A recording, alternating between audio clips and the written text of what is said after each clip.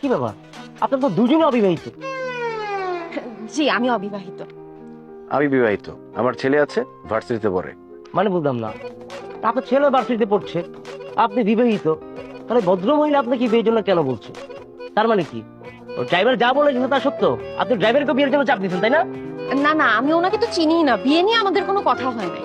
Officer দেখেন, আমার ছেলে বাসায় আমার জন্য টেনশন করছে, কিন্তু তাকে কোনোভাবেই এখানে আনা যাবে না। আমাকে যেই অভিযোগে এখানে আনা হয়েছে, আমি আমার ছেলের সামনে সেটা বলতে পারবো না, নইলে সারা জীবনে তার সামনে মুখ তুলে তাকাতে পারবো না আমি। এই আসলে দেখে। আরে রাজু সাহেব,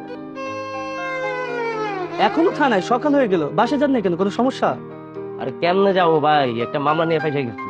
এই যে দেখেন না, আরে জহির ভাই দেখি,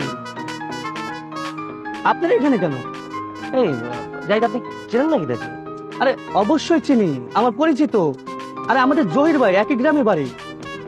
আচ্ছা রাজু সাহেব, কি হয়েছে একটু বলেন তো, ঘটনাটা আমাকে খুলে বলেন তো। আচ্ছা তা বড় বলতেছি, তানভীর লকআপটা খোলো, তাদের বাইরে আসে, নাস্তার ব্যবস্থা করো, আসেন আসেন আসেন।